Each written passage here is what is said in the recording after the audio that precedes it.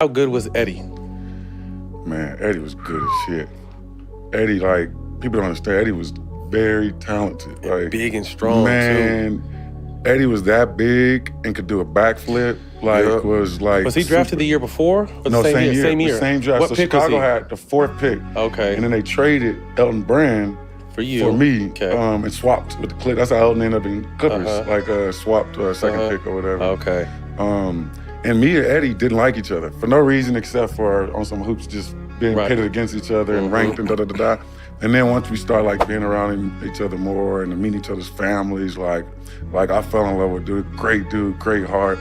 But I mean, he was a beast, like a beast. Soft touch, could shoot the ball, like Feet on light. his toes, Yeah. like 300 and something pounds. It was like, it was crazy how talented he was. He probably was the most talented player in our draft.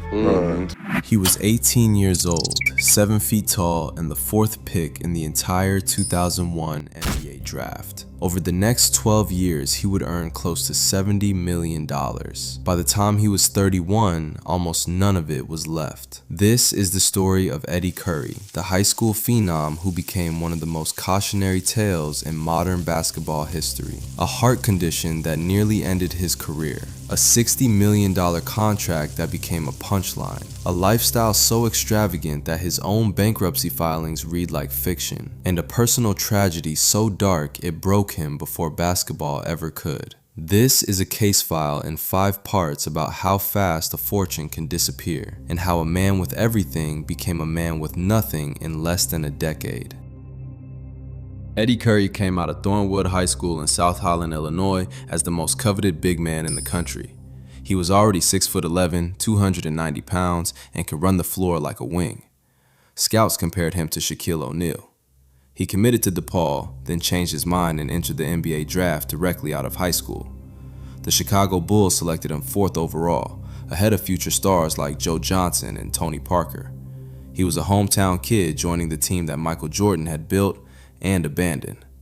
The expectations were enormous, and the contract that came with the 4th overall pick was worth nearly $12 million before he ever played a professional game.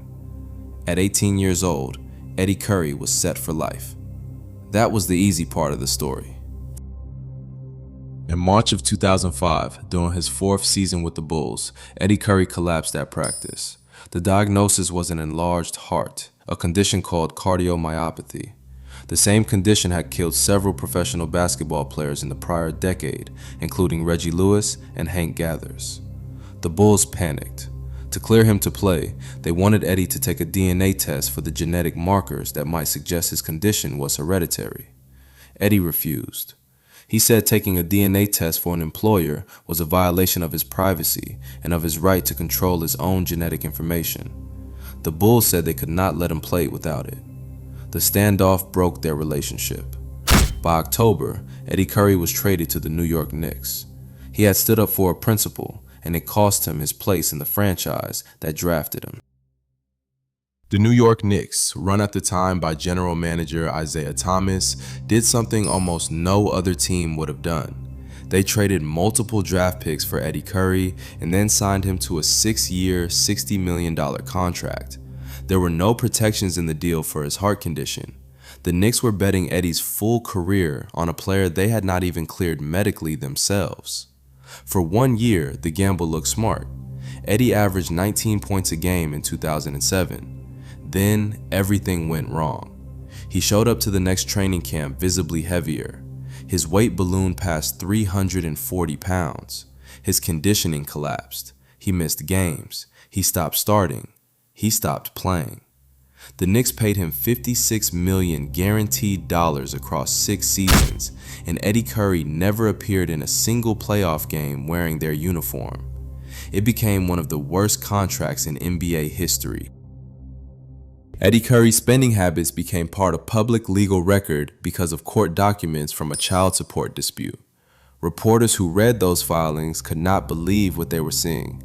$6,000 a month for a personal limousine driver. Tens of thousands a month in mortgage payments on multiple homes.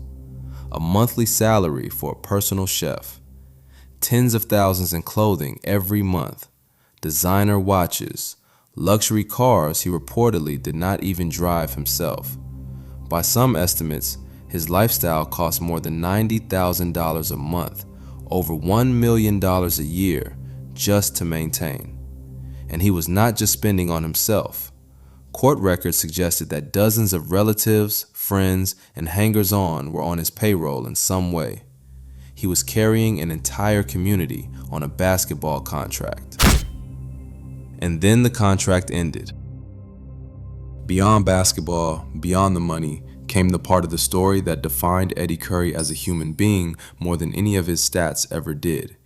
In January of 2009, in Chicago, Nova Henry, the mother of his two oldest children, was murdered along with her 10-month-old daughter, Ava. Eddy was Ava's father. The man convicted of the killings, Frederick Goings, was an attorney who had previously represented Nova in legal matters with Eddy. He received a life sentence.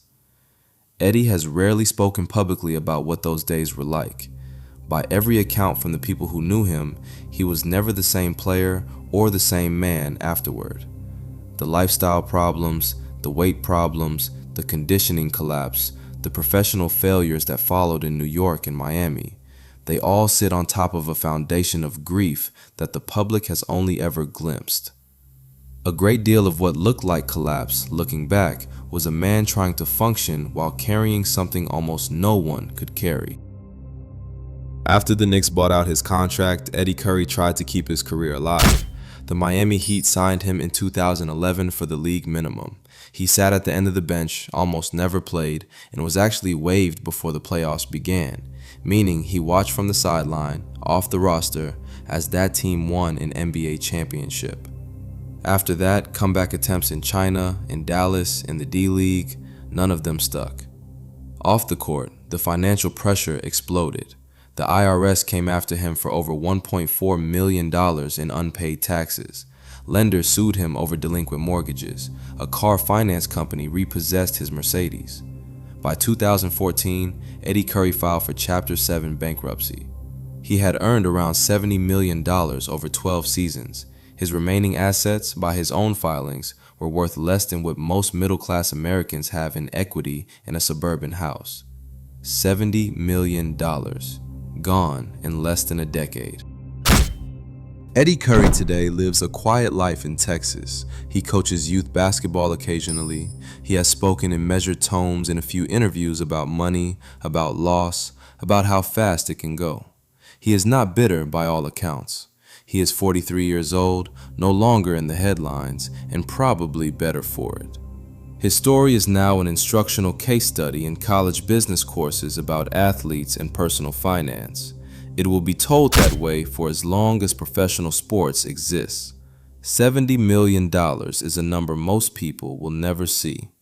Eddy Curry saw it. He held it in his hands, and he watched it disappear, one signed check and one tragic chapter at a time.